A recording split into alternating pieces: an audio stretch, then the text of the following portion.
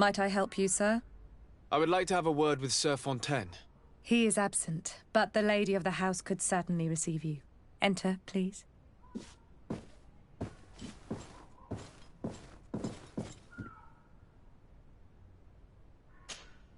Might I help you, sir? I need to be going. Farewell.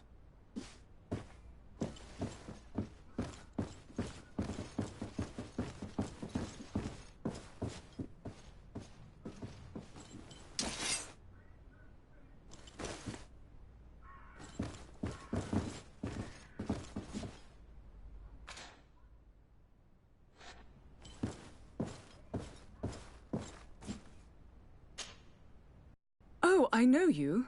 I've seen you at court. You are Lord de Sade, and to what do I owe the honor of your visit, Excellency? I would like to have a word with your husband. He is not here, but perhaps I could be of help. It concerns a delicate matter. We're looking for a missing cabin boy. According to witnesses, he had an argument with your husband before being taken. I see. I am afraid that you have been misled. You seem to have come to the wrong conclusion. The cabin boy you speak of was not taken. He has simply returned home. Excuse me, but I'm not sure I understand. Don't you see, Your Excellency? We got our son back. I am very surprised. Several witnesses confirmed that your son had a fight with your husband, and that his men escorted him from the tavern using force. If he had joined your husband willingly... Witnesses? In a tavern? And you choose to believe these drunkards over a respectable family?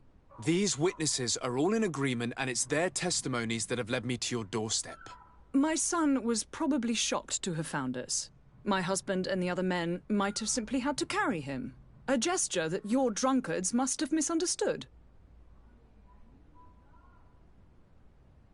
What was your son doing on a Naut ship? Why would they have taken him? It is what they do. Through pacts and contracts, they steal away young children from their mothers. What are you talking about? I would have thought that a legate would know these things. But it is true that you are young and inexperienced. It seems that you have been protected from the turpitudes of our own nation and their terrible allies. This horrible, constant ransoming that they put us through. But I will not say another word. You will have no trouble verifying the details now that you know what to look for. Where might I find your son now? I cannot say, Excellency. You must understand why. Until the Nauts have set sail, we live in fear they will take him back from us. This pact? It sounds like some fear-inducing story. The Nauts wouldn't be the first to recruit through dubious means. Excuse me, madam, but I haven't quite finished my inquiry yet. If you would be so courteous, I would like you to leave. I have told you all that I have to say. With respect, my lady.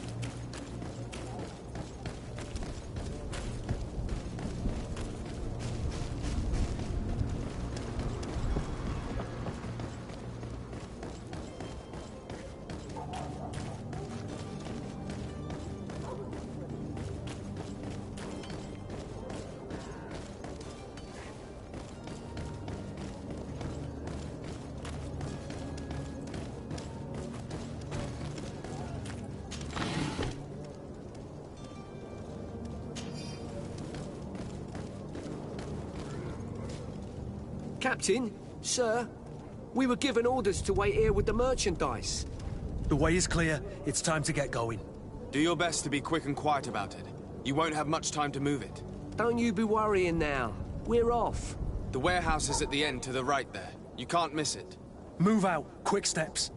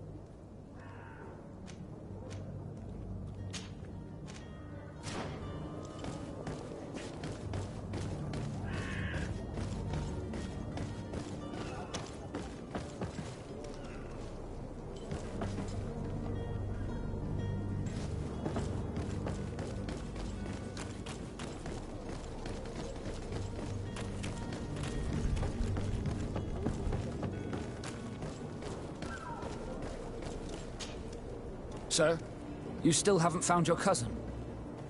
As you well know, we cannot leave without him. Have no fear. I will bring him back in time to make our scheduled departure. Is everything ready? I'm still without news of my cabin boy, but we will have to do without.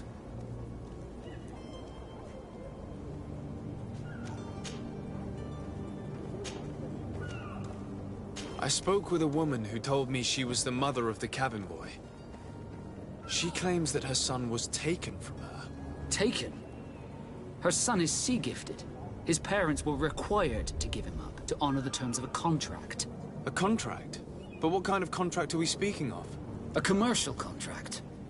In exchange for services rendered by the Nords, some families cede more than gold.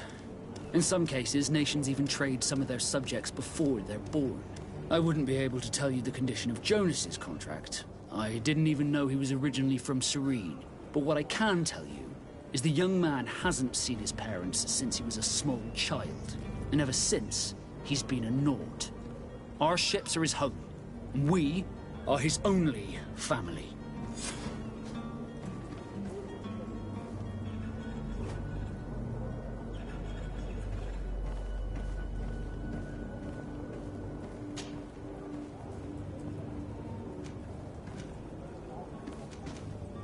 Could you tell me a little about your guild?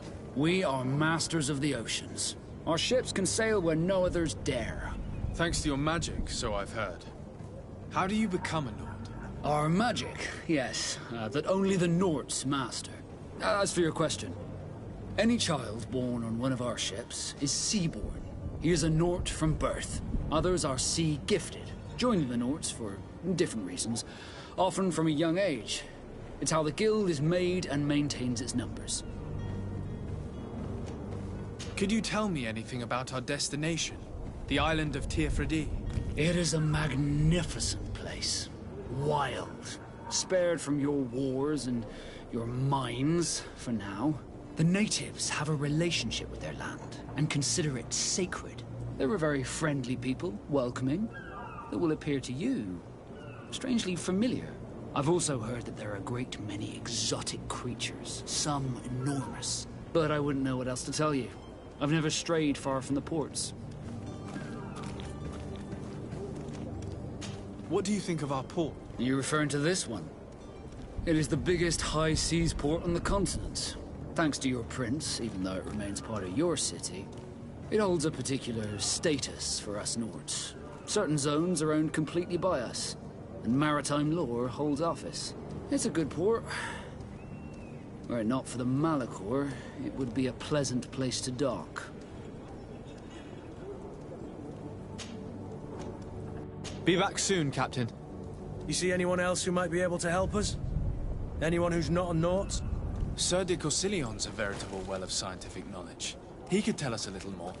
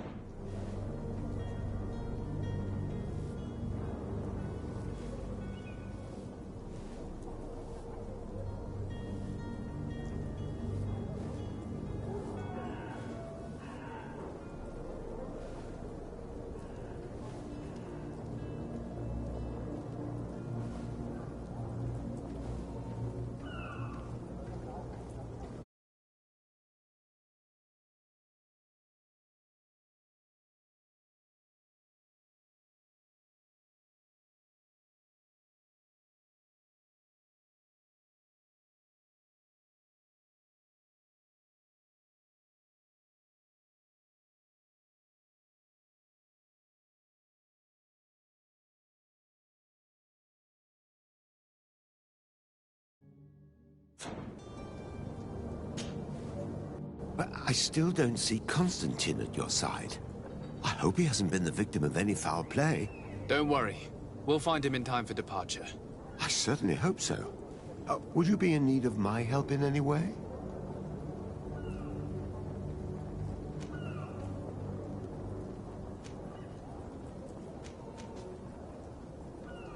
I've had a word with Lady Fontaine. You must know her. That rich family that lives near the docks. She told me a strange story about her son who was a cabin boy on our ship. She said that he was taken when he was a child due to some contract with the Nords. Who was a cabin boy? Do you mean he's no longer one? They took him back to bring him home.